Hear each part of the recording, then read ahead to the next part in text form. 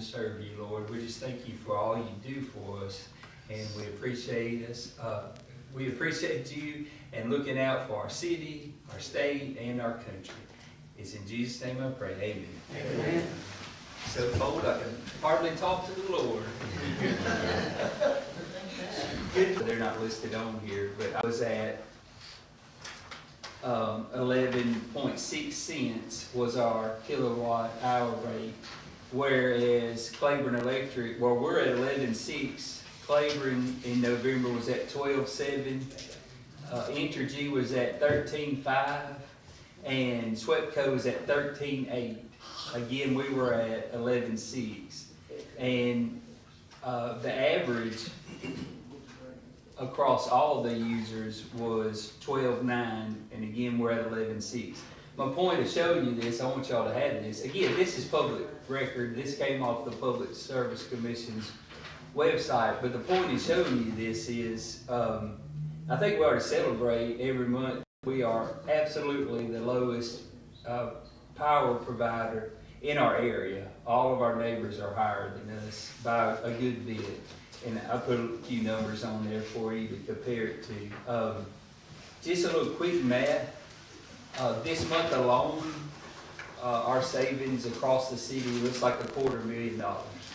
So just 1 month, it was 238,000, and that's some rough numbers. I really didn't even consider the MISO and SPP charges we were getting on top of that. So that's pretty awesome, and I wanted us to take a minute and just notice the fact. And I don't know, I've got several of the citizens that have mentioned their bill was the cheapest they've ever had. Mine was at my house for the first time. I don't think I've ever had one this low.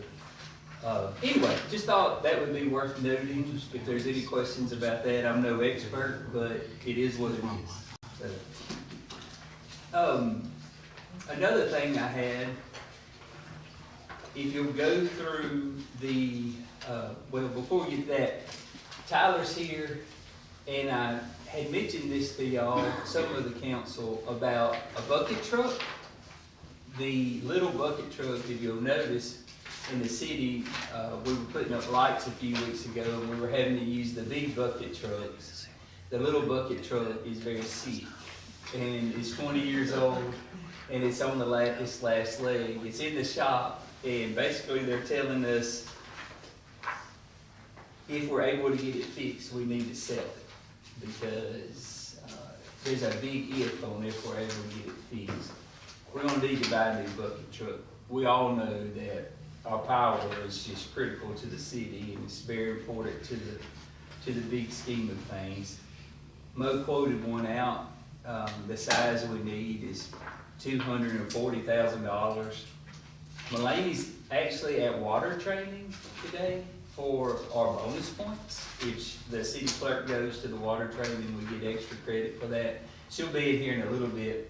But because she was out today at the water training, which I'm sure she would rather be here crunching numbers than at that water. I think, just a side note, if you haven't done your water training and you're a city councilman, it would be very beneficial if you would. There's no digs towards anybody. But do be prepared. It's one of the most boring days of your life. I will just go ahead. I did mine last year, I think, or the year before, and it was tough. Anyway, I wasn't able to get her to run the numbers on lease, but I'm guessing we would lease this one for 7 years through government capital. Anyway, just know about that. If y'all are like very upset about the idea of replacing the small bucket truck, this is my little fact sheet. I made you look at it. It just basically says what I said. But if y'all are in any way reluctant about that, let me know. If not, I would like to add it to the agenda, because there's a 6 to 8 month, yeah, 6 to 7 month lead time on that. Go out for bids and all. So anyway, I'd like to put it on the agenda and just get it moving. Let's see. Also, we have on the agenda tonight an ordinance that addresses some issues, but it doesn't address noise issues. And so our noise ordinance, did you find that 34-2. What did it say? Anything that the other ones don't say? It does address like the music, let me pull it up. But it's very vague, it doesn't, It doesn't give a time restriction on when you can play music, and it doesn't have decibels. It says 50 feet, it shouldn't be heard 50 feet from where you're playing it. And that's as specific as it gets, so it doesn't have a time constraint nor a decibel attached to it. the police chief, How would we enforce decibels anyway? we can get a decibel meter, it's a thing, Yeah, okay, we would go out there and meter it, yeah. I mean, we wouldn't. The noise ordinance thing is from 1990, and, okay, so it's kind of outdated, since it doesn't say decibels. The police chief and the deputy chiefs, Zach and I met today with Neil and went over for about an hour or so, how we wanna structure the new noise ordinance. The big cities like Shreveport, I think was mentioned, Lafayette, maybe even Bossier, they do it by decibel meters. That way there's no arguing whether or not it was your preference is too loud or it really was too loud. We would have to buy meters for the vehicles, but I don't think that's a very big cost, but I have no idea at this time. Chief, do you have any idea? I haven't checked on the cost yet. I like it, I don't think it's gonna be too expensive. I don't either, but they get a citation for this? Yes. How much is it would probably increase according to how many times you got one, kind of be a sliding deal. The main thing, is there's just occasions quite often in the city where I believe the police department's getting complaints about loud music, and the only way to combat it is to have a rule against it. Doesn't mean there would be no music at all. It doesn't mean that there won't be times when it can be loud. It doesn't mean there aren't exclusions and things like sporting events that could get noisy. But anyway, we haven't wrote it yet. Y'all will be able to look at a draft. Probably just email it to you and see what you think. But just kind of know about that. Tyler's been working on an ordinance for utilities pertaining to underground, mainly underground boring. So anybody in the city who disturbs our ground within the city limits, Tyler, Neil, Zach, Kathy Newer, that's the brain trust there. They've been working, they've had several meetings, several hours, spent on this ordinance. You know, Andy, I think you were, I'm positive you were there. I know Tyler was there about 2 months ago. All of us, Michael, all of us have been out at a water break. And it's vital about a water line to the city. And then all your constituents have brown water, if they even have water at all. Businesses had to close at the one on Homer Road. That was a 6-inch? An 8-inch, and, you know, Taco Bell was closed, I think, Sonic was closed, Pizza Hut was closed. That's the city's revenue, not only the businesses too. And then you realize that a boring company, they don't even know who they work for, hit our line. subcontractor? Yeah, sub of a sub of a sub. I do think we have a responsibility to protect business owners and residents in town as much as we possibly can. So they've been working on a good plan. I have a feeling, in fact, Neil's been in on this. The way they have it going right now, I have a very good hunch that once we adopt ours, that other cities in the state are gonna want to copy and follow suit. It's gonna be that good. It's not overreaching, like our objective isn't to make money on it. Our objective is solely to protect the citizens and the business owners and our water quality and our infrastructure and our overtime and on and on and on. So I think it's going to be a good effort on our part. One of the things that I insisted it has, and they agreed and have got it about worked out, is identification. If you're going to use any kind of heavy equipment in the city to disturb the ground, I want to be able to walk up where y'all are on and on and on, whoever it is, and say, who do you work for? I wanna see your papers, or I wanna see some sort of identification where we can have a database and look up who they are, hold them accountable. We've had, problems where contractors hit lines and it's cost the city lots and lots and lots of money. So, having that in the database is gonna be a real benefit to us. Anyway, I'm just putting things on your radar that are upcoming. I like for y'all to know what we're working on. And also, if there's something ordinance-wise that y'all aren't crazy about, tell me now before we spend many, many, many more hours working on it, you know? Tyler, what did I leave out? Anything in particular on that one? Our original ordinance only encompasses like city right of ways. This one will encompass anything within the city limits. So like even though they have a permit from the state for work, they still have to come through us in addition to that. You know, one of the crazy things about the home run thing is that they didn't go through us at all because it's a state highway. Right. So, That's the same reason we had no lights on yeah. the. Right, on the interstate. We fought that battle for So years now. Just that key piece will help, you know, and then, you know, put some teeth in it where we can shut them down. Like he said, if there's no identification, well, you know, come back when you got it, Yeah. you know. But we worked hard on it, and it's, so if you got any extra, you know, ideas, shoot them to us, but we've really put some time into it to try to protect the city Yeah. as a whole, you know. Yeah. If it prevents one more home road incident, then it was worth it, yeah. So, this topic kind of ties my two subjects together. On Tyler's topic, I think what we would need is a code enforcement officer or a code enforcement employee would be better put of some sort, dedicated. What we're thinking, and that's gonna bring me into my next topic, so don't panic just yet. But what we're thinking is an employee, most likely part-time, maybe 20 hours a week, that just goes out and it's like, hey, Bob or Jill, whatever the person's name is, there's some boring going on down here. Will you go verify that they got a permit through the city and we know who they are? If not, we need to maybe even call the police department and get reinforcement, shut that crew down, however we need to do that. And identify different crews and things that are working. You have to have, you know, this is the hard part about passing rules, you have to enforce them. There's no value in passing any ordinance at all that you can't enforce. You have to have some sort of enforcement.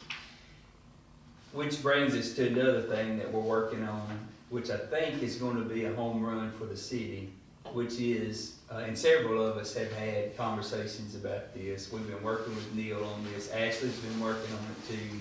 And it's property standards court. And Neil has developed property standards court in other municipalities, and it's been real successful. And he proposed one day, just in passing, we could start a property standards court, and I started asking him about it, and he's kind of developed that. I think we could take that same code enforcement officer and utilize him to go enforce property standards codes. And the ward marshal has agreed to help us by serving any kind of notices or appearances, summons to court type deals on this. But we could also use a property standards person that could go out and do that. So I'm thinking that same person could do both code enforcements. They would work not only for, it would all be under Public Works, which is good because code enforcement's now under Public Works. So it would all be under Tyler, but they would work for Public Works, code enforcement, through the direction of a lot of us, really. And the idea behind the property standards court is not to be a problem for the citizens. It's really to hopefully encourage people to be better citizens, take care of their places better. It would also speed up the process. Y'all all know that we'll turn in someone's grass is so high, and by the time, if I mean, just being honest, by the time anything happens, if anything, the grass is twice as high as it was when we turned it in. This will speed up that process. We could also run our condemnations through this process, which would actually make it a little legally or cleaner. So I've got all kinds of talking points about it. Well, one thing, I guess, kind of just questioning is, you know, one of the bigger problems that I run into, and just food for thought here, is how we can handle this is, you know, right for property that is owned by a bank, and that's where it's taken 6 months, that, you know, so how is doing the court system gonna help? Because, I guess the bank would have to send a representative to court.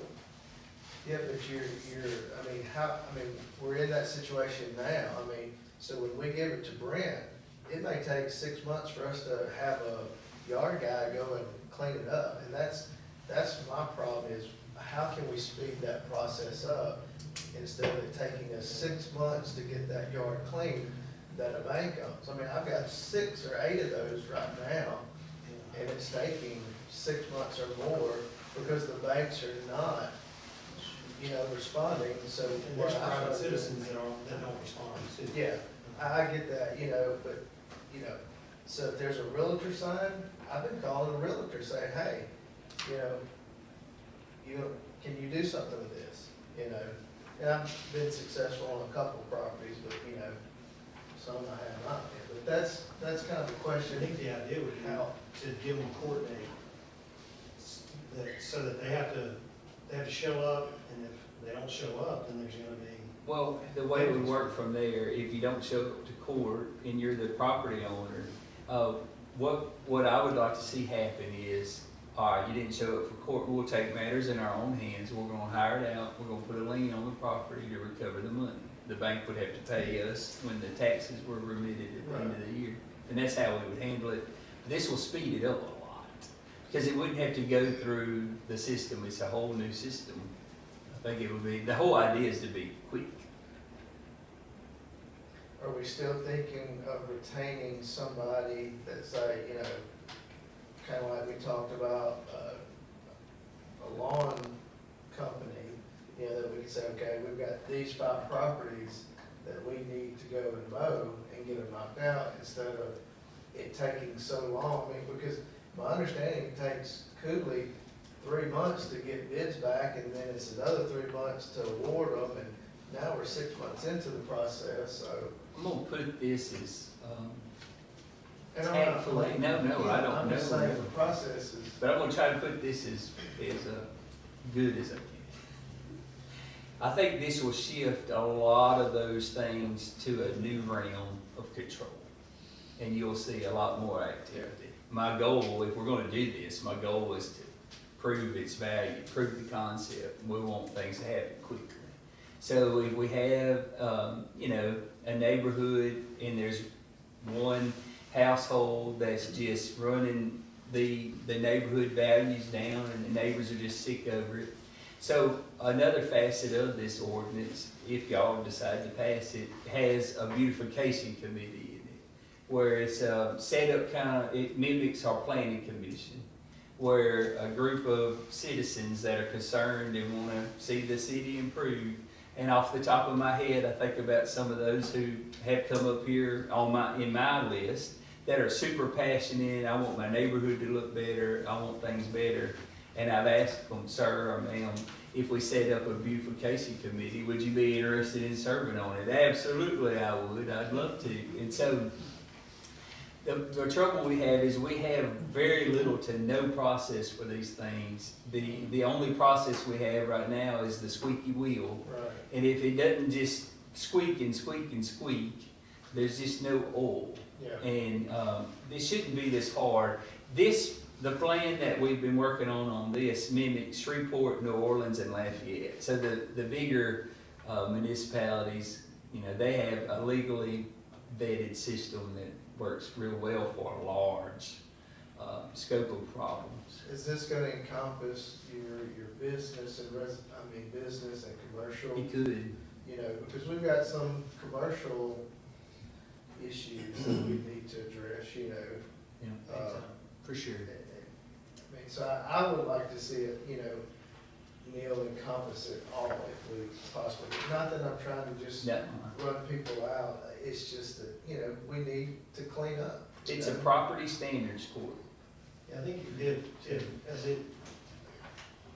maybe if it needs time for more flesh to be on the bones, or maybe it's had enough, maybe one day when Neil has office hours over here, if y'all could send that out to us to go meet with Neil, get a time slot to meet with Neil and express, you know, if we have any specific concerns or whatever, express those to Neil, have Neil talk to us about it so we can better understand it, without him necessarily coming here and doing it. I think it'd be, Well, we had a little extra time on the agenda tonight, and so I thought, well, we'll just tell you what we're working on. Get it in your minds. Y'all be thinking about things that you would like to see it accomplished, and just know that, oh gosh, this is a bold statement, but common sense is seldom common practice, especially in government. And so a lot of the things that just make sense are illegal. Yeah. And so it's very hard to write laws to govern things that could be looked at as preference and all. So we have to really think through every detail of it. But I think we can come up with a really good plan. And of course, the easiest route is not to invent the dishwasher, it's to copy it. Right. And so other cities have good plans, and I think that's kind of how we started. Any thoughts on that? I like y'all's ideas on it. I think it's good. There's properties in neighborhoods in my district that, you know, it really harms the neighbors. Mhm. And so, not being able to do anything about it, you know, I wanna be able to tell the people in my district, like, here's what we're gonna do. Rather than, well, we really just need them to wanna do better, Yeah. because that's not working. You know, you have some people also think that we're not doing our job, but when we were saying something, you know, at the end of the day, you still have to go through a process. Right. And then sometimes we can get it done, sometimes we can't.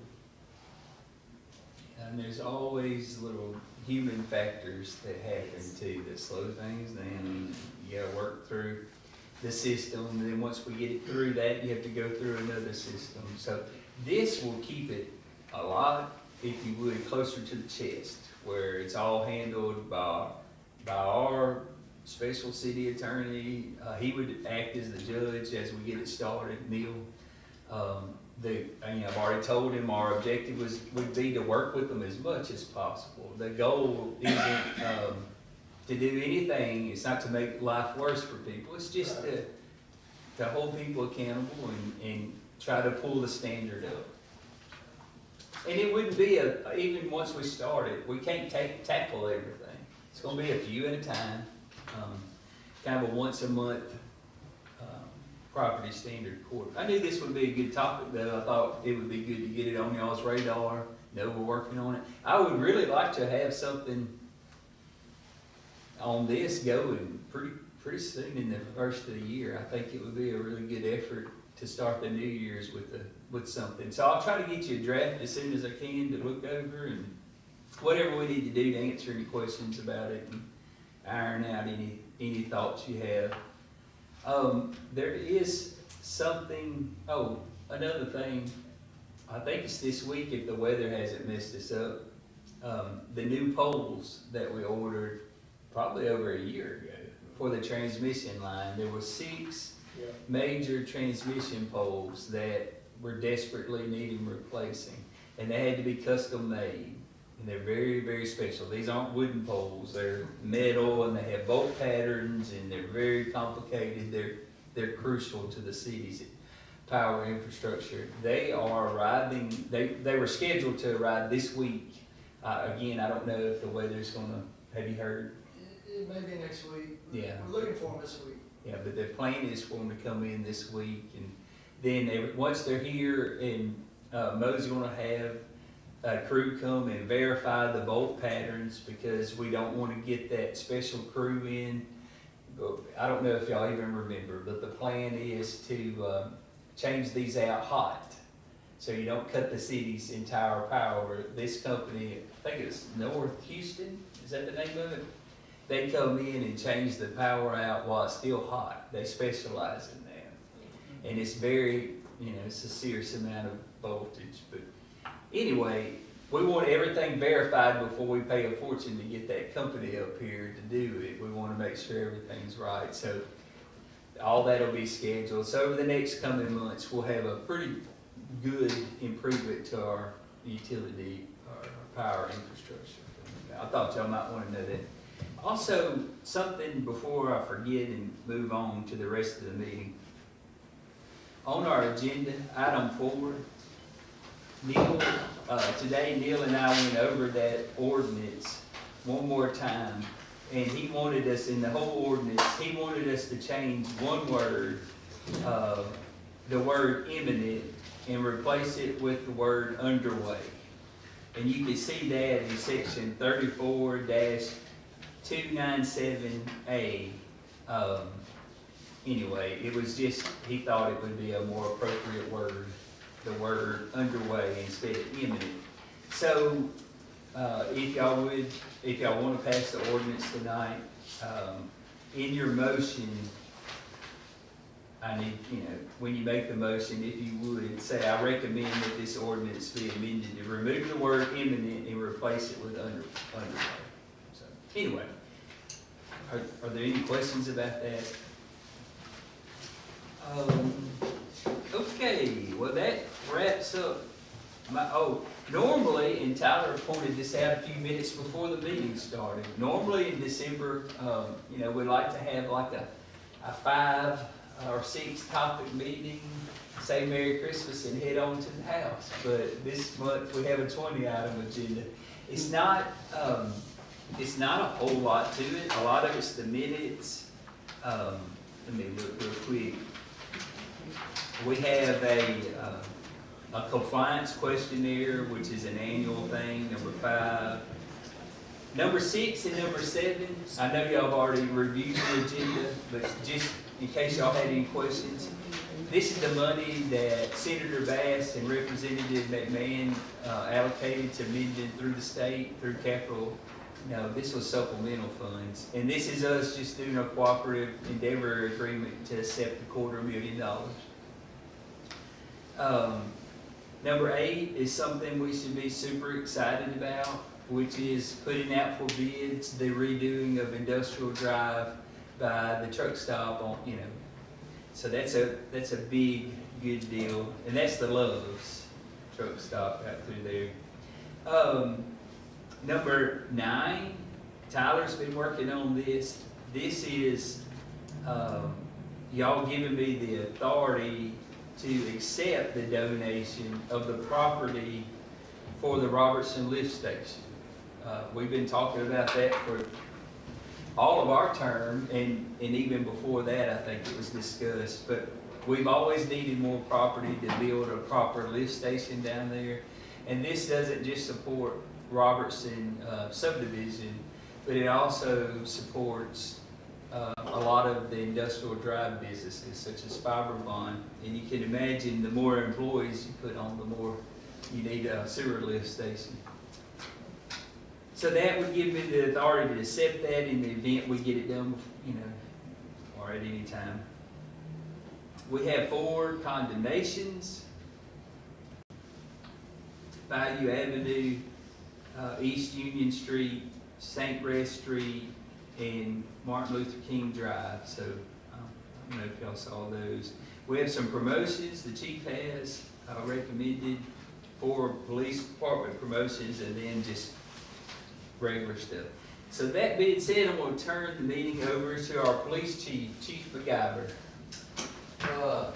Like I said, just promotions tonight, and that's pretty much all we had that I can think of right now. And the ordinance, this new ordinance passes, it'd be a great tool for us to be able to use to help with a lot of the complaints we've been receiving, so it's gonna be great. passes or whenever we're able to use it, it'll help, so. That's pretty much it. Are there any questions for the police chief? All right, thank you, chief. Next, we have the fire chief, Chief Williams. Real quick, so for the month of November, we responded to 4 structure fires. 2 of those were commercial locations in the city. 1 vehicle fire, 3 miscellaneous fires, 9 public service calls, 4 rescue calls, 1 water rescue at Turker's Pond, a hazmat call, 9 false alarms, and 6 fire alarms. 4 of those fire alarms were people cooking at the holidays, so so the fire alarm, it worked the way it's supposed to. One of them was a child at Webster Junior High, pulled the fire alarm there last day before Thanksgiving break. And then, other thing I wanted to remind everybody about, and, Ms. Bonnie, is, Operation Save a Life, which is the fire department providing smoke detectors free of charge to the residents. They're provided to us from Louisiana State Fire Marshal. If there's anybody in the city or outside the city and their fire department doesn't have them, they can always come to us here in the city, and we'll provide them the fire alarm, free of charge. And trying to put that out again, just like we did last month, because this is the time of year when we do see a rise in house fires, because of space heaters. People using a space heater with an extension cord, which you're not supposed to, it's supposed to go directly into the wall outlet. And sometimes folks overload a wall outlet, and for whatever reason, their electrical system don't trip to prevent it from overheating. Matter of fact, that was, I think, the cause of the one Saturday night that we responded to. So again, we have free smoke detectors. We just want anybody that does not have a working smoke detector to come see us. And, you know, we've had several fatalities in North Louisiana over the last few weeks from house fires, and we just want to do all we can to prevent that.